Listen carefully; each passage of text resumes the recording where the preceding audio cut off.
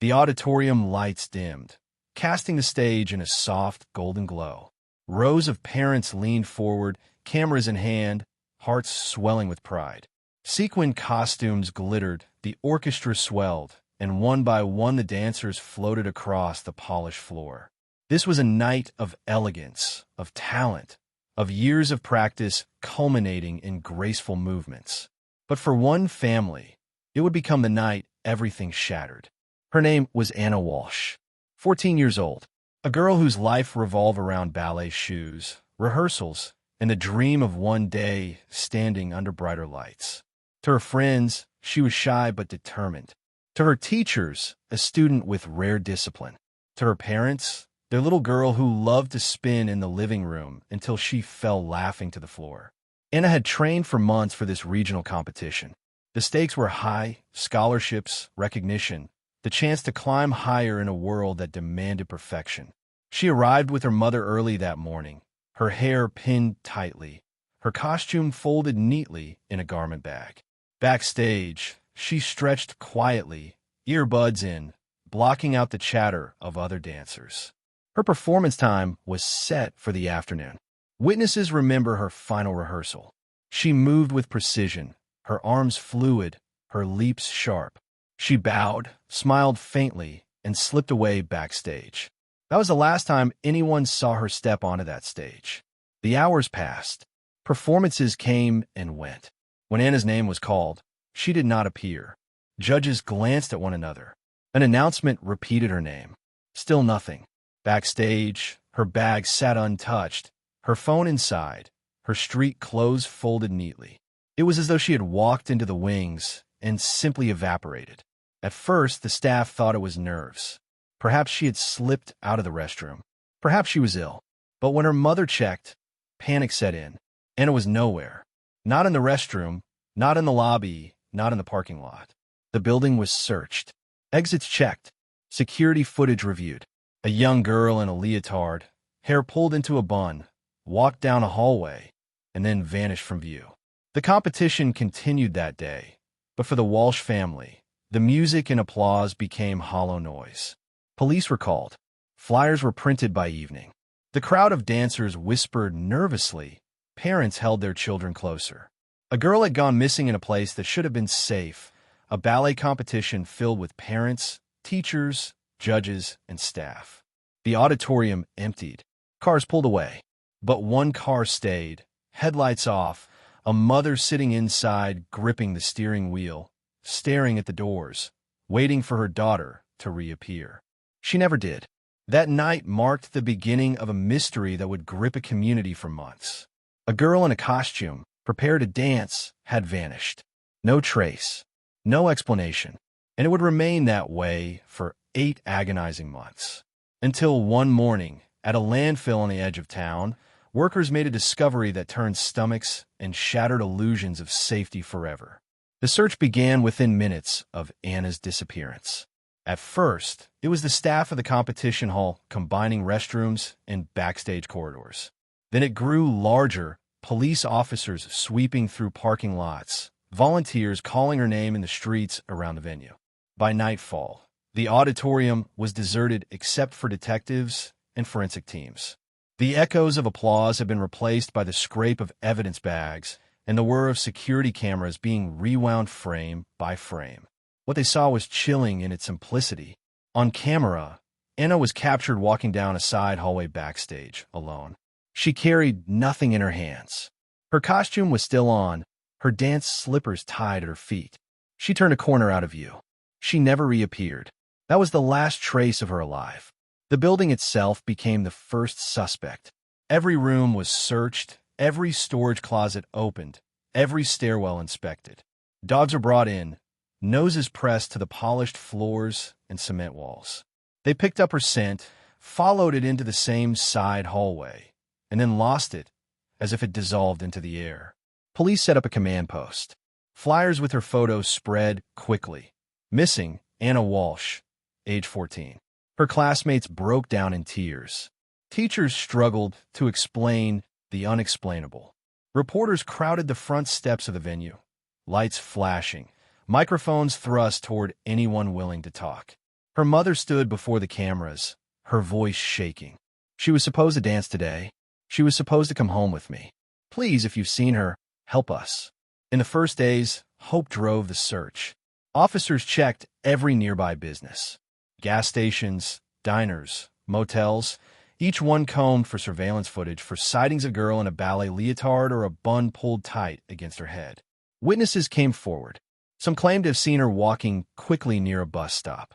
Others swore they saw her speaking with a man in a dark jacket outside the competition hall.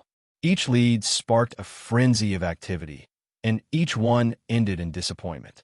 Weeks stretched into months. The investigation grew colder, heavier.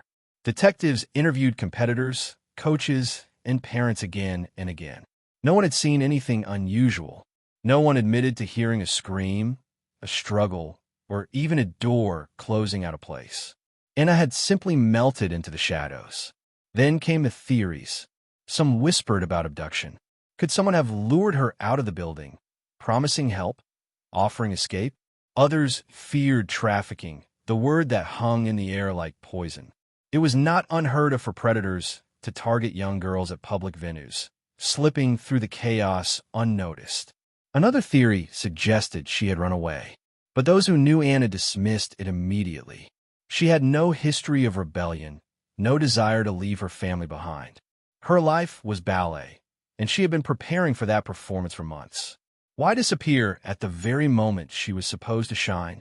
Meanwhile, the Walsh family endured hell.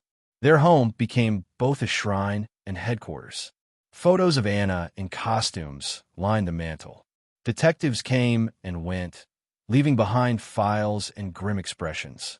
Each phone call made her mother's heart stop. Each unknown number could have been a lead, a ransom, or closure.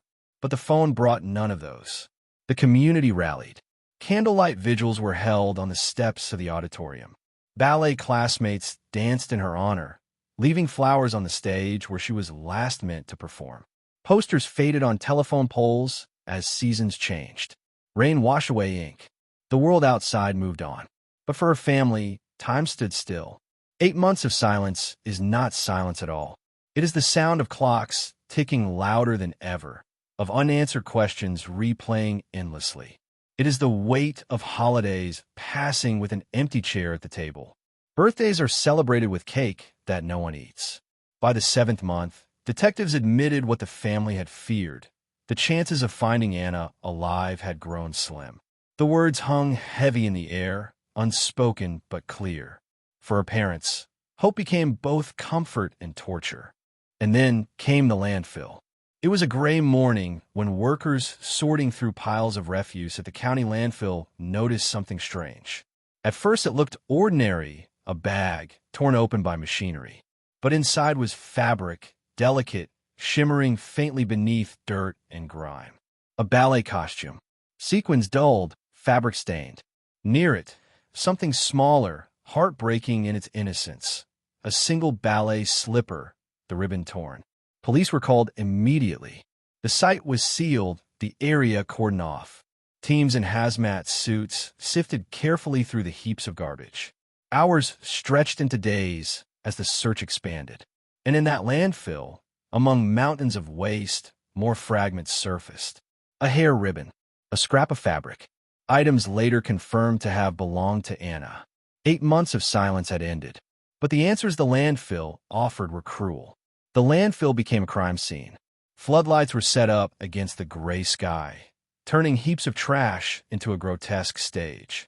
Detectives walked slowly, cameras clicked, evidence markers dotted the ground. Workers stood at the edge in silence, shaken by what they had uncovered. This was not supposed to happen here. Not in their town. Not to a girl who only wanted to dance.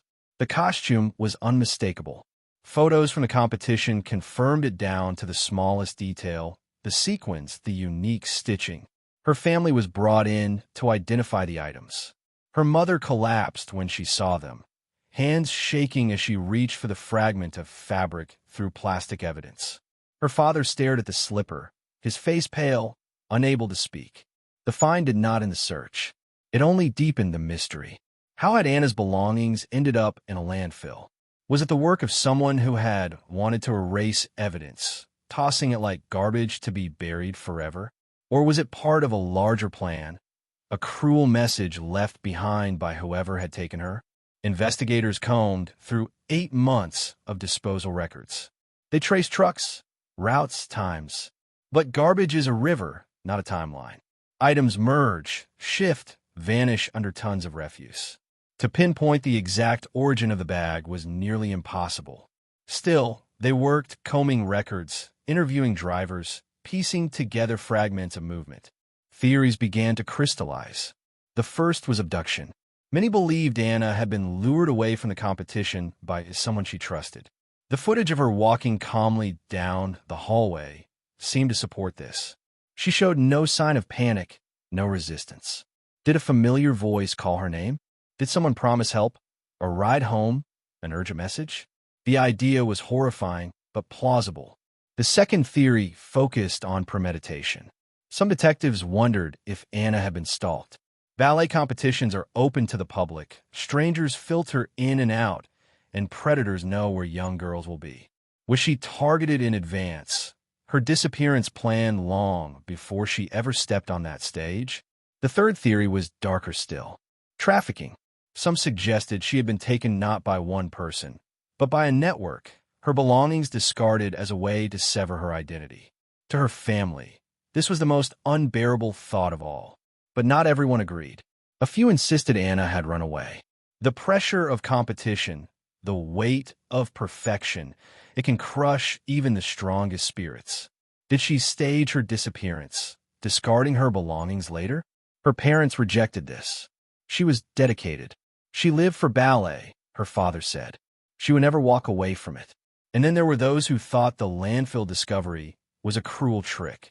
What if the items were planted months later to distract investigators, to reopen wounds, to lead them down a false trail? In cases like these, misdirection is not uncommon. Parallels were drawn to other disappearances. The case of a cheerleader in the Midwest who vanished after practice, later linked to discarded clothing in a dumpster. The story of a gymnast whose gym bag was found in a river miles from her home. Time and again, families are left with fragments, objects stripped of the person they belong to. But unlike some of those cases, Anna herself was never found. Not a body, not a trace. Only belongings, stripped of their owner, stripped of answers. Months turned into years. The landfill remained a scar on the community's memory. Every parent who once sat proudly at recitals now looked at the stage with unease. Every child who stepped into the spotlight did so in the shadow of Anna's story. Teachers warned students never to wander alone. Dancers clutched their parents' hands tighter when leaving venues. A world built on beauty and grace had been invaded by fear. For Anna's family, the pain never faded. Her room remained untouched, posters of ballerinas frozen mid-leap still taped to the walls. Her ballet shoes still hung by the door. Her trophies gathered dust. Each object was a reminder of a future stolen. And so, the landfill discovery became both evidence and symbol. Evidence that something terrible had happened. Symbol of a truth that would not come. It gave weight to the nightmare, but no closure to the dream. This is what makes the story of Anna Walsh so haunting. It is not just the mystery of how she vanished, or who was responsible, but the silence that followed. The way answers dissolved, leaving only fragments. The way a costume once meant for beauty was found among trash. And now, years later, we are left with questions. Who called her down that hallway? Who touched her last? Who discarded her belongings as though her life meant nothing? Was it a single person, a planned act, or something far larger, hidden beneath layers of fear and silence? The truth remains buried, perhaps in evidence overlooked, perhaps in words never spoken, perhaps in the conscience of someone who still walks free. But silence is not the end, because stories like Anna's live on in memory, in whispers, in the determination of those who refuse to forget. Every time we speak her name, every time we share her story, we fight against the darkness that swallowed her. And now, I turn to you. What do you think happened to Anna Walsh? Was she taken by someone she trusted? Was she the victim of premeditated evil? Or was the landfill discovery a clue pointing towards something we still cannot see? Your voice matters. Share your theory in the comments below. Keep Anna's story alive, because when we speak of the missing, we honor them, and we push back against the silence that criminals depend on. If this story gripped you, subscribe to Cold Crime Chronicles. Every week, we bring you haunting mysteries, unsolved disappearances, and chilling cold cases that deserve to be remembered. Subscribing ensures you never miss the next case that might finally reveal the truth. Don't let Anna's story fade into silence. Share this video, leave your thoughts, and join the discussion. Together we can keep the memory of the missing alive, because every voice matters and every story deserves to be told. This was the story of Anna Walsh, the girl who vanished at a ballet competition. 8 months later, her costume and belongings were found in a landfill. But she herself was never seen again. The landfill told part of the story. You decide the rest.